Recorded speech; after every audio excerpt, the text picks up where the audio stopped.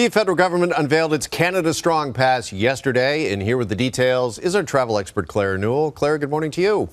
Good morning. I think the government got it right, guys. I think everyone is really excited from all the comments and all the chatter that I'm hearing. Everyone's really excited about the fact that the government is making it so easy for us to enjoy our own country. And you can Google the details on it, but essentially for families and for young adults especially, it's the time because of the discounts to go and explore. And you don't have to go far. I mean, there's likely the most of us haven't even seen some of these amazing places in our own cities, let alone our own province or across the country. So depending on where you want to travel, this is really great news. It's from this Friday right through until Labor Day. So you can just partake and enjoy. And there's no physical card needed. You just show up and you'll get the discount. And I know that there's a discount of 25% on camping.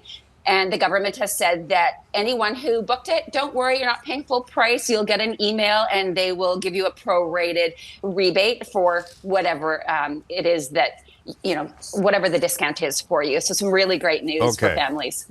Yeah, and that's an important detail. I didn't realize because you hear the Canada Strong Pass. I feel like I got to pick something up or have something, but I don't.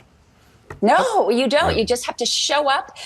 The only thing that I would tell people is I'm guessing that things are going to be very busy. There'll be potentially lineups. So, plan ahead and maybe go on off-peak times, maybe earlier in the morning or later in the day, so you're not in the mass of it all. Right, because more people could very well be taking advantage of this summer, for sure. All right, Claire, Boeing's top executive met with Air India yesterday to discuss last week's plane crash that claimed 242 lives.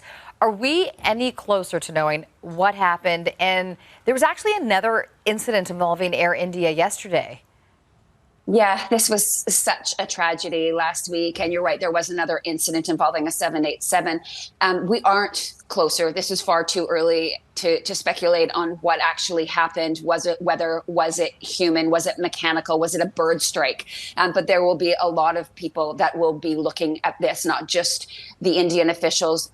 It was heading to the UK, so the British officials will be interested. And of course, the Boeing staff. That's why they're there. In fact, Air India is one of the biggest clients. They have 200 Boeings on order for the future. So everyone wants to know what exactly is going on. And you might remember back when we were talking about Boeing last year with a different aircraft, that every little incident that occurred for months, people were really nervous about. And so just yesterday, there was an incident of another Air India 787 Dreamliner going from Hong Kong to Delhi, and it lost altitude at 22,000 feet. They did turn around. Everyone was safe, but out of an abundance of caution, they will be reviewing that aircraft very, very carefully. And every incident involving a 787 for the next little while, I expect there will be a lot of media attention around. All right. Meantime, thousands of protesters in Europe have been targeting visitors with squirt guns, Claire, to protest the impact of mass tourism. What more can you tell us about this, and how concerning is this for anybody who might have a European vacation booked? Yeah, this is kind of it's upsetting because this was a planned protest in several different countries, Spain, Portugal, Italy, and France. It was planned for Sunday, and you're right.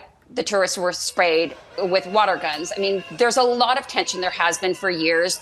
Some rents have really increased for the people who live there. Traditional stores have been replaced with souvenir shops and burger joints for the tourists, and people are upset about this. What I do know is that these are planned usually for the peak summer months. There's huge crowds there. It's hot weather. Tensions are up. It's expensive, not just for tourists, but also for locals. So as a traveler, be prepared. You can avoid those tourists. Most of them are planned, so you know where they're going to happen. Better yet, if you're not pigeonholed to the summer months, consider traveling off-peak. I think May and late September, early October are great months to travel to Europe.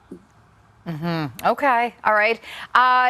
Speaking of tourists, got to ask you about this. We have a couple stories, actually. First, the Louvre, world's most popular museum, remains closed as it's been overwhelmed by its own popularity.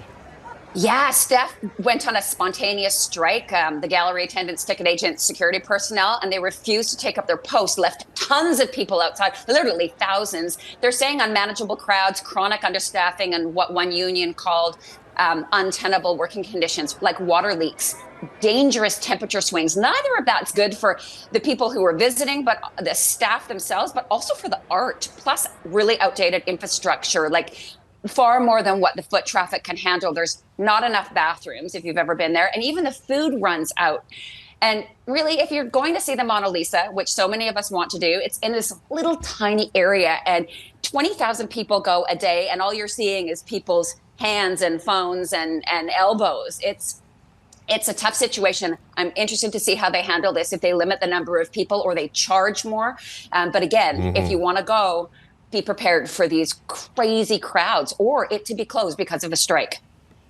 All right, just finally want to go to this Italian museum. We were just showing this off the top of the show. They're asking visitors, Claire, to respect its exhibits after a pair of tourists sat on what is known as the Van Gogh chair and broke it while taking photographs. Right? This happened in April. The footage was just released June the 12th. Two visitors, you can see what happened there. They left without letting the museum staff know, which, it was an accident. But these two people left without speaking to the museum, and that's not an accident. It's a real nightmare. Luckily, that chair was fixed, but it is a reminder. They were trying to, I don't know if you saw carefully, and the guy was actually just trying to stand over it to get a picture, and he slipped, and that's how it broke. Remember that art is delicate. If it says, please don't touch, please don't sit on it, be respectful. This was a nightmare for the museum. Yeah, for sure. Thankfully, it was restored. All right, Claire, thanks for this update. Thanks. See you next time.